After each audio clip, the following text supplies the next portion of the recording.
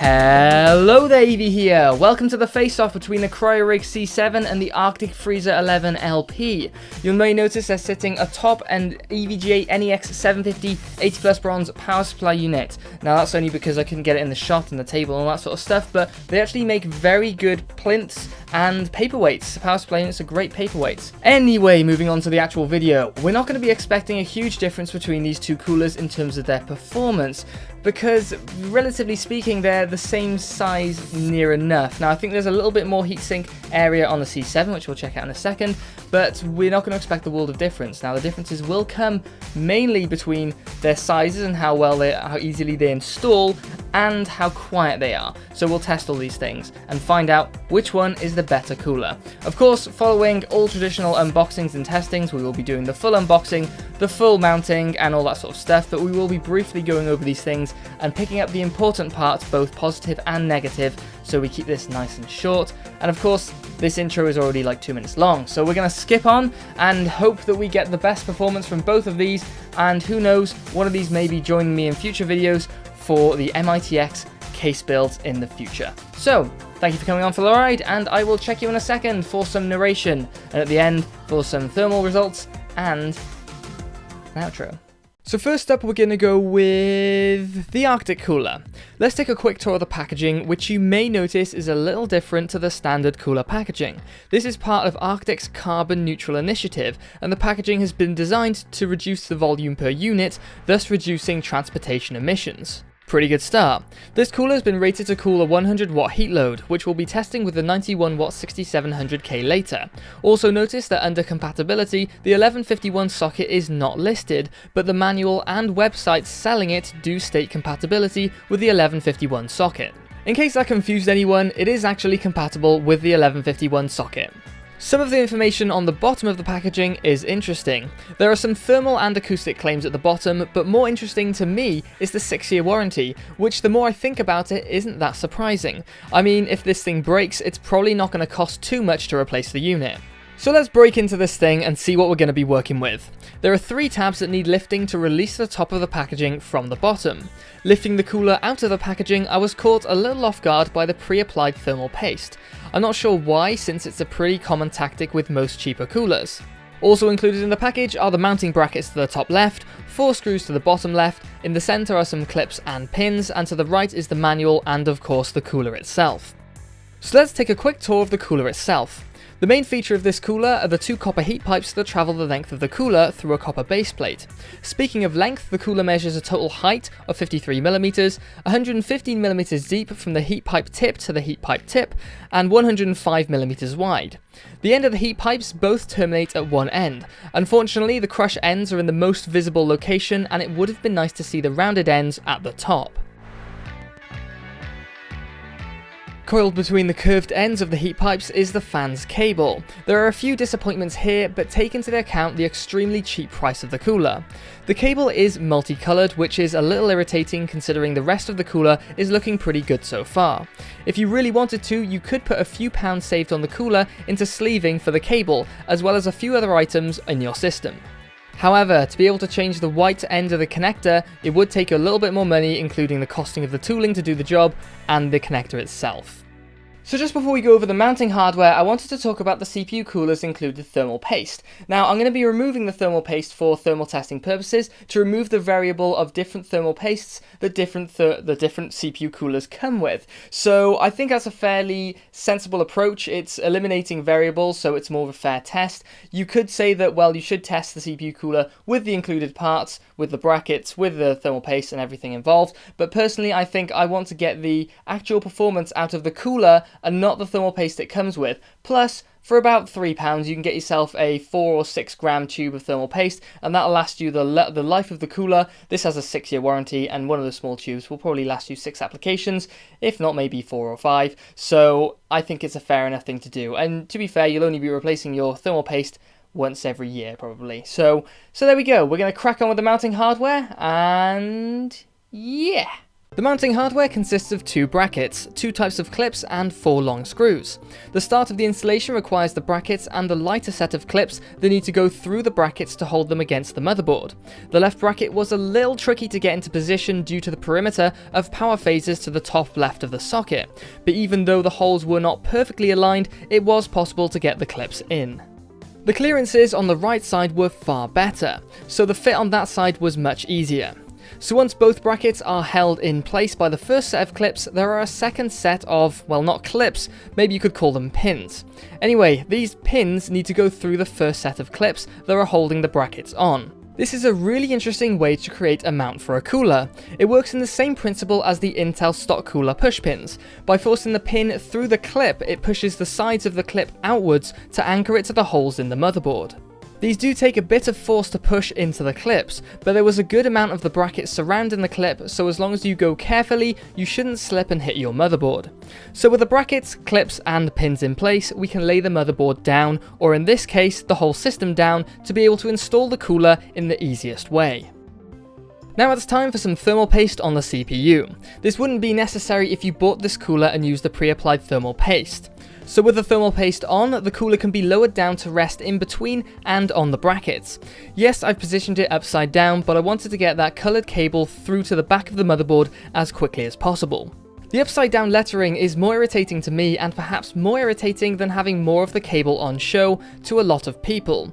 You'll have to make that call for yourself if you get this cooler. The final step is to secure the cooler down to the brackets through the holes in the corners of the fan's frame. For the best results, be sure to fix all the screws down in a cross pattern. This should help with spreading the pressure across the socket and the CPU evenly, as well as spreading the thermal paste evenly. And the final step is to plug the fan cable into the CPU fan header, which will give you full control over the fan speed in the BIOS. So let's take a quick look at the cooler in position, and then we'll take a sample of some acoustics, and then we'll test it.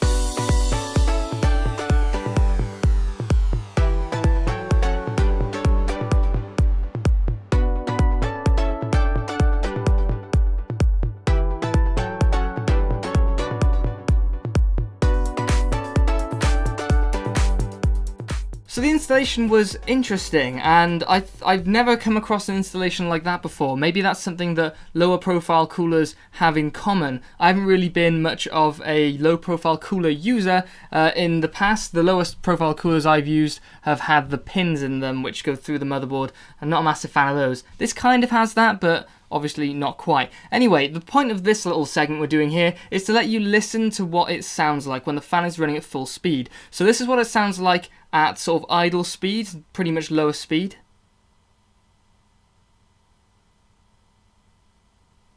So pretty quiet, not a lot of sound coming off this, barely audible to be fair, but you can still hear it. But let's see what it sounds like when it's running at full speed, which is potentially what you'll be doing if you're doing some high intensity, CPU intensive gaming.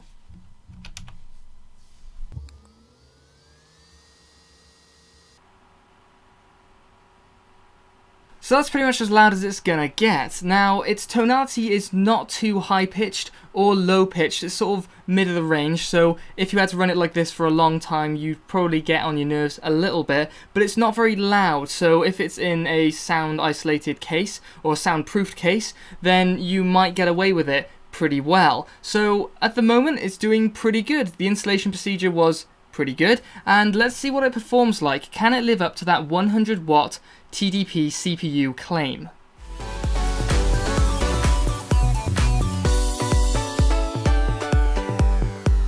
Well, the cooling is interesting, and it'll probably be a little more interesting after we've tested the Cryorig C7. So overall, we're looking at an average of 81.75 degrees Celsius after 5 minutes of Prime 95. Since this is an open air test bench, there isn't a tight closed environment that would affect the cooling of the CPU, so 5 minutes is plenty to get the top end thermal output. So 82 degrees, not too bad, but bear in mind this is in an open air test bench, and inside a chassis you could probably expect it to go at least 20 degrees higher than that. Now in my testing, when I've used the Hyper 212 Evo inside a chassis with a 6700K, albeit with a slightly higher voltage, it was substantially higher in temperature than when it was on the test bench. So we were talking a difference of about 30 degrees there, so 60 to about 90. So yeah, you could expect 20 degrees extra on there, so it might be pushed to hit that 100 watt handling mark, but I think it might just about do it. But this is with a 91 watt processor, remember, so if you went down to a 65 watt processor, so the Ryzen 5 range has a lot of 65 watt processors, then you'd be doing pretty well.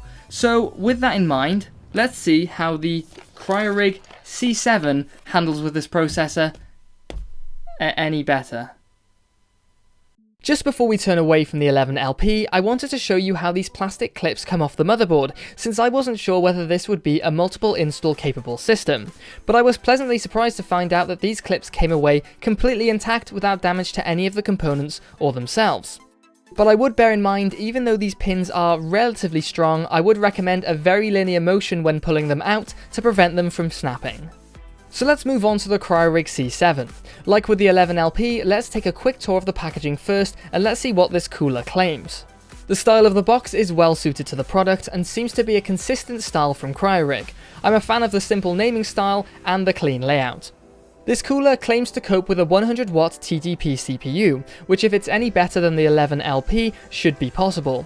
And note that the RAM tolerance height is limitless. Opening the lid on this cooler reveals the extended warranty that you can claim if you register the product. Note that this warranty is half of the 11LP and that this cooler costs twice as much. There is some correlation here, but correlation does not necessarily imply causation. Anyway, the external box houses an internal box for what I presume is product protection reasons. This is an interesting packaging choice, but I can't say I'm overly impressed so far considering the amount of thought into the packaging. After pulling the lid from the internal box, it gave way immediately and didn't take any encouragement. But Alex, you're just nitpicking at the packaging. What's the actual product like? Well, the cooler comes out of the box as one unit with the backplate attached, and some documentation is sandwiched in between. At the bottom of the box is a load of bits and pieces which I thought was easier to get out by tipping. So all in all, we have 4 nuts as well as 4 washers for certain sockets, and what's always interesting in products these days is coming across an included tool for installation. Normally a hex to crosshead adapter is included, but we have a full-size tool here. I can't say I'm overwhelmed by the full-size tool being included. It seems a bit wasteful over an adapter. But if you have requirements for a low-profile cooler and an 8mm hex driver, then this is the cooler for you. There is also what appears to be a large tube of thermal paste, which seems very impressive over the 11LP. But alas, it's not exactly a full tube, you actually get about 2 applications worth. Again, we have what seems like an unnecessarily large inclusion where a far smaller option would have been just as applicable. Fill the tube up or put a smaller one in as far as I'm concerned. There are too many problems with waste plastic these days, so we could do without having 10% full tubes. After removing the documentation underneath the cooler, which turns out to be the installation manual and product registration card for that 3-year warranty seen earlier, we can now take a look at the cooler. The design of this cooler is very intriguing, similar to the design of the 11LP. The heat pipes double back into the fin array, but there are 4 heat pipes on this cooler compared to the 2 in the 11LP, and these ones are made of nickel-plated copper to match the aluminium fins. Due to the layout of the heat pipes, this cooler looks the same from each side, which I think makes a great looking and very interesting design. We'll go over the fan a little more in a minute, but along with the nickel-plated heat pipes for better looks, we also have a black braided cable with a black connector which will suit most motherboards far better than exposed coloured wires. After removing the plastic backplate, I wanted to remove the threaded posts so we can have a side-by-side comparison with the 11LP. One thing that makes this hex nut driver specifically useful for this cooler, after my complaining earlier, is a hollow core that allows the driver to bypass the post to get to the hex nut. So let's get into the dimensions of the C7. The C7 sits at 47mm high, 6mm smaller than the 11LP, and also shaves nearly 10mm in width and depth compared to the 11LP, so the C7 is 97mm wide and deep. Sat side by side, I think there is a clear winner in the style category, but I think both coolers fail to nail the fan wire placement. The 11LP's wire is bad for obvious reasons, but it kinda gets away with it due to its price. But the C7's wire exits towards the top face of the frame, which could have been improved, but it is a braided cable, so there's points to be gained and lost here and there. So what's the C7 like to install? You'll see how this pans out in a second, but the installation of the cooler really encourages an upright motherboard position. After putting on a fair amount of thermal paste and reattaching the posts, we need to make sure the sticker over the CPU base plate is removed, or there will be hell to pay from the CPU and probably a Cryorig fanboy in the comments. And due to the magic of editing, we can skip past the several attempts it took to try and get the posts to go through the holes in the motherboard. I'm not sure if this is a regular flaw with these coolers, or if it's bad luck if you get one that's a little bit tight between all of the holes, but it was a little frustrating. On the other side of the motherboard, you'll need to make sure that you are holding the cooler against the CPU while you offer the backplate up to the posts, and then you need to place a nut on each end of the posts and tighten it down. This style of mount seems a little awkward compared to the typical push pins or separate bracket. It doesn't seem like it would be possible to install this very easily with the motherboard outside of the case or laid down flat. However, I did find the included 8mm hex nut driver very useful and much easier than an adapter. To finish off the installation, we just need to hook it up to the CPU fan header and get testing.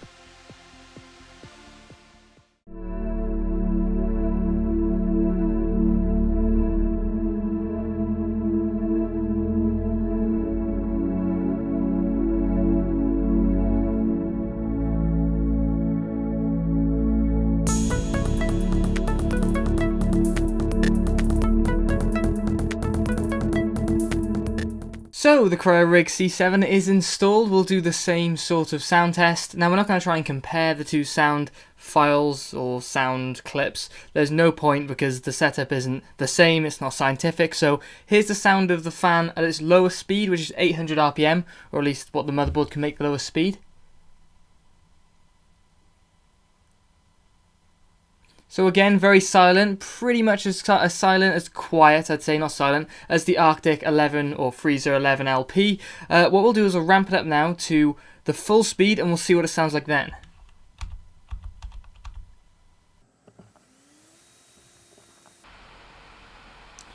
Yeah, so this is quite a bit louder than the Arctic Freezer 11 LP.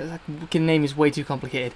This is quite a bit louder, but this is louder for a good reason. This is running at 2600 RPM. This is actually the fastest fan that I've had hold of, above the EVGA Vardar 2200 RPM fans, but this is a 92mm fan, so quite a bit smaller, but it's packing a lot of power. So theoretically here, with a very similarly sized cooler, we should have better cooling performance. But there's only one way to find out, so let's get on to the thermal testing.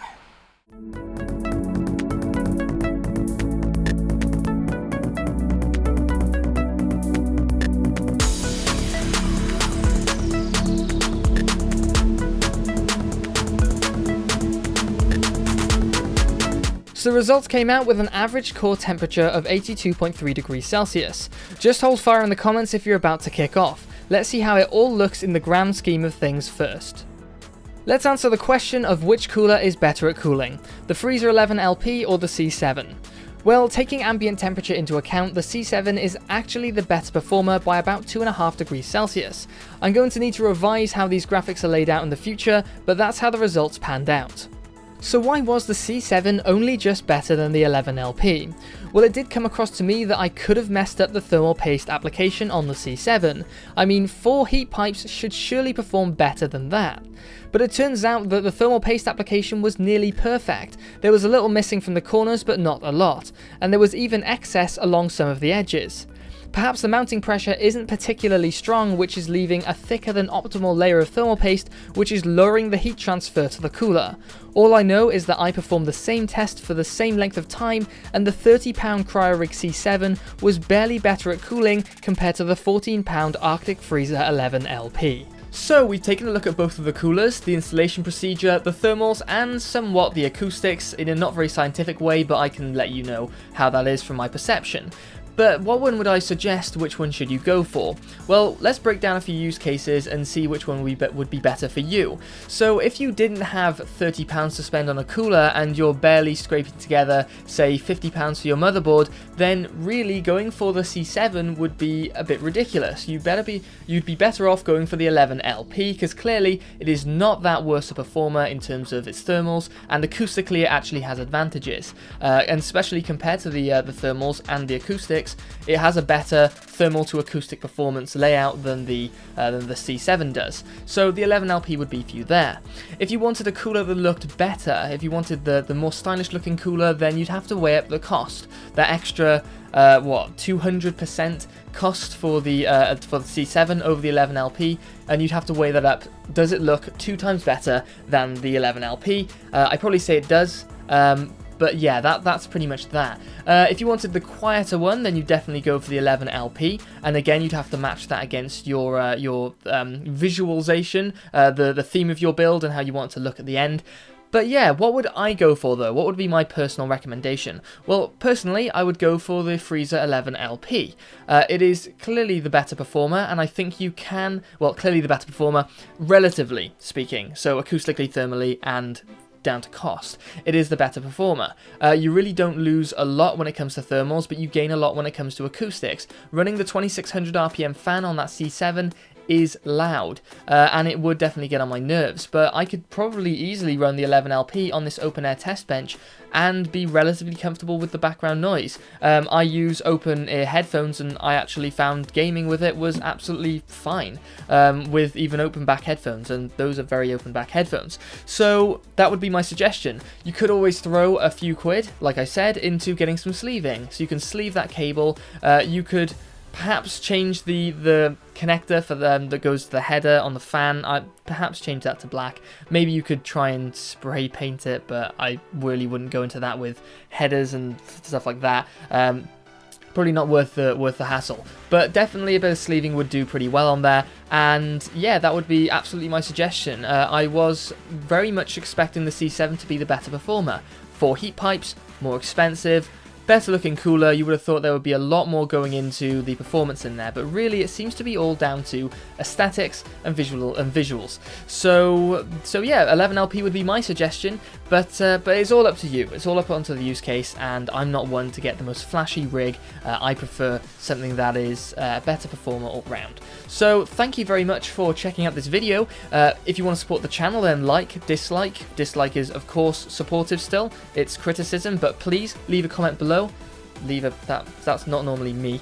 Leave a comment below in the comments whether you did like it or didn't like it, and let me know what you did and didn't like about it, so I can maintain the good bits and get rid of the bad bits. Also, share this video to try and help me combat the adpocalypse issues we're having on this channel in terms of demonetization. Pretty much every video, in fact every video for the last 4 months. And yeah, if you want to support this channel a little further than that, then I do of course have a Patreon page at patreon.com/AVTechie. Or AV_. I can't remember. It's there. It's right there. So that would be fantastic. $1 a month would be all I'm asking from you, and it would just go towards supporting the channel financially, so I can continue to purchase things and run the channel as usual. So thank you so much for checking out the video. If you have any suggestions, in the comments below, and I'll check you in the next one, which is going to be the Ryzen Tech Stix Micro ATX case, and it is the green one, if you were wondering. So yeah, stick around if you want to check that out, and many other videos in the future. This was a long outro.